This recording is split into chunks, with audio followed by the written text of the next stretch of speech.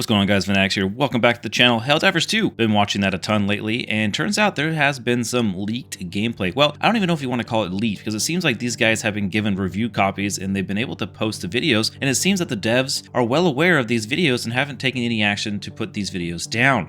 Whether that's good or bad, I don't know, but I'm here for it because we get to check out some in-game footage, actual raw footage of the game Helldivers 2. And you probably may have already seen this if you're like me and a diehard fan and looking forward to playing this game. You might have seen this one, but my gosh, this guy, even though it is in Spanish, we'll just talk the entirety of this video. But we found another one that's actually in Japanese, but there's almost absolutely no talking whatsoever, and you get to see an entire full-length mission. Since it's obviously not my gameplay, I can't just put up the full video for you guys to watch, but I'll make sure to put the links down in the description so you guys can go watch those videos to the full extent. With that being said, I wanted to go through this quickly and just kind of look at some of the key moments, some big details here that I think stand out the most to get you excited for Helldivers 2. Looks like we start out in this central hub area, and you can see the top left corner, this is being operated by Defend Democracy, which is a player, as you can see on the bottom left screen, level 22 with the Super Citizen status. If you didn't know, you can get the Super Citizen by doing the like a deluxe edition or something like that, which gives you the in-game title. As you can see, it's yellow and pretty obvious that somebody has it.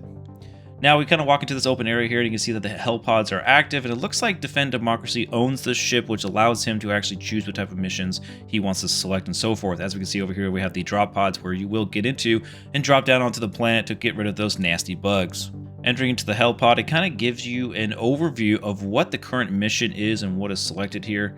We can see that this is Eliminate the Bile Titan, so we know first off that it's going to be the Bile Titan that's going to spawn somewhere throughout the mission. We can also see down the difficulty is 4, challenging. I don't quite know all the difficulties that are available to the game, but if you do know, let me know in the comment section down below. We can also see the samples that are collectible. We got the green, orange, and red, which obviously they do have names, and I haven't bothered looking into that quite yet, maybe for another future video. Now, if you're wondering what those bottom rights for the orders and effects, you can see here that the weapons experimentation, you have the Eagle 500 kilogram bomb, and you also have the extreme cold for the environmental conditions. Icy temperatures reduce the rate of fire and delay heat buildup in weapons. So on top of this, you got orders. You can see there's one of them, major order. The bugs are out of control. They must be pushed back to the barrier planets where the terminated control system will be built. All right, this next spot is going to show you actually where you get to select on the map for the mission and where you want to drop in. As you can see, your own cursor as well as your teammates' cursors. And you can kind of see that there's a POI on the top left here, this little blue looking thing. You can also see where it looks like to be the Bile Titan spawn location.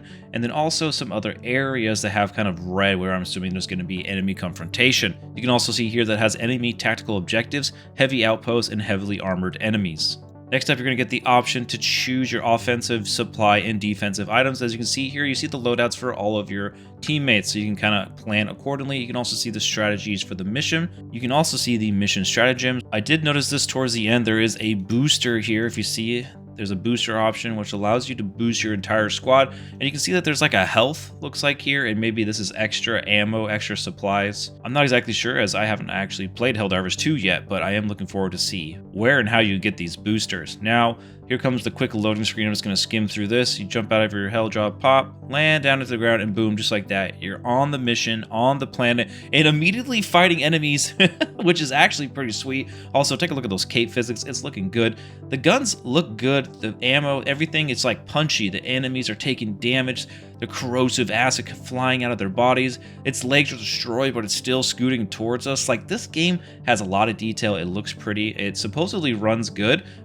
We won't know exactly until it comes out, but just taking a look at this, we can see already this guy has used one full magazine. If you didn't know, you will run out of ammo, so you have to call down resupplies to make sure that you keep your ammo count high. A few things to notice here, there seems to be a timer in the top right corner. Obviously, their logo is kind of blocking that. We can also see your stratagems list in the top left. You can also see you have plus 20 reinforcements.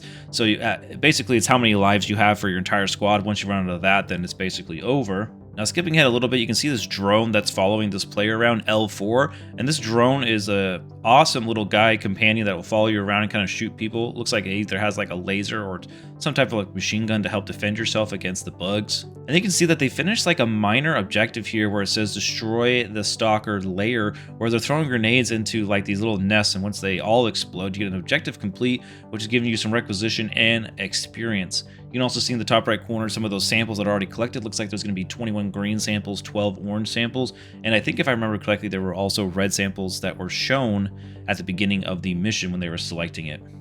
Now, a few things to point out. There are small points of interest throughout the mission all over this little level area here. As you can see, this guy's climbed over this box, and there was just a random box of magazines over there. Supposedly, stuff like this is going to be kind of common, and you will be able to find super credits in very similar areas. If you didn't know, super credits, there's the premium in-game currency that you can actually earn for free to use to spend towards war bonds. And if you didn't know what war bonds are, check out the video that I have in the top right corner that just appeared.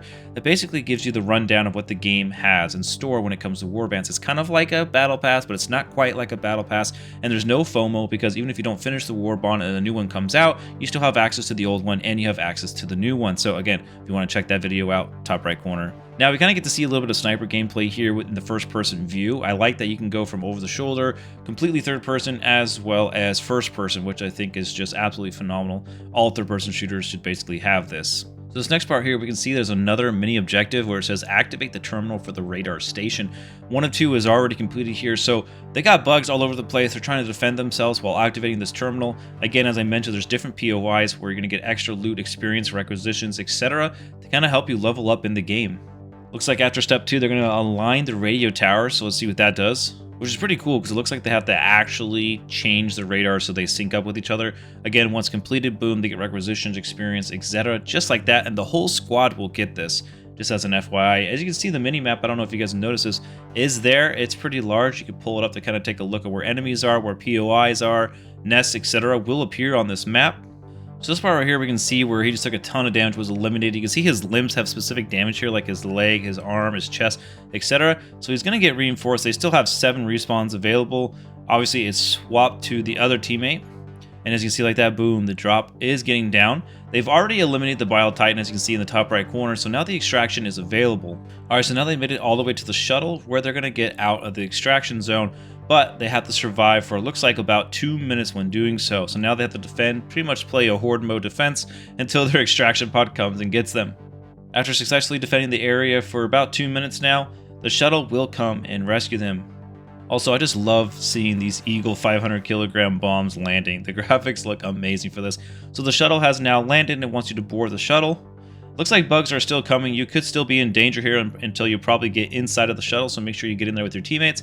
And then just like that, the mission is basically over. It has a small cutscene where it takes the shuttle back up into your big home base. Now, the last thing I did want to show is that there is a mission complete screen here. You can see how much experience, requisition earned, additional objectives you have completed, how many Helldivers extracted, whether it be all 4 of your teammates or just a couple of them, how many outposts you destroyed, and how much mission time was remaining. Basically, all of this adds up to how much experience requisition you're going to get as a whole towards the end, and basically a 5-star rating whether or not you did well or not. As you can see here at the very end, mission complete bonus, they got 3 medals. That's actually kind of weak. We were talking about how you need to get medals to unlock certain stuff on the war bonds, and this is showing 3. Now, we don't quite know the difficulty levels and the scaling when it comes to victory prizes and whatnot, but this was a level 4 challenging. They got 1 sample, 2,000 requisition, and 3 medals. So very interesting there. As you can see, it ends with the cutscene on the ship with all 4 of your Helldivers. And that was pretty much the end of the video. I didn't want to go too crazy in depth with all the gameplay, because obviously you guys can go watch that yourselves. Again, links are down in the description. Let me know what you guys think. I'm super excited for Helldivers 2. I hope and plan to cover Helldivers 2 as much as I can. I'll be streaming it here live on YouTube and making as many videos, and we'll see you in the next one. Peace.